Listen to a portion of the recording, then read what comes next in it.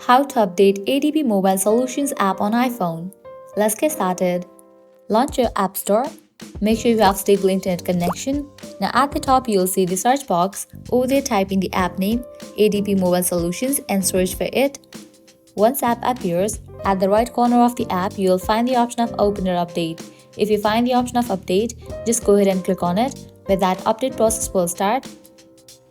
After completion of update process, you will see the option of Open. You can click on it and use the app.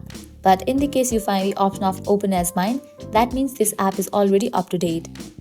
In order to check the update for the app, you can come to this page often and search for the app, and if you find the option of Update over here, just click on it, and with that the app will be updated. As if right now this app is already up to date, but applying this process you can check on your device. Well, that's all for this video. This is how you can update ADP Mobile Solutions app on iPhone.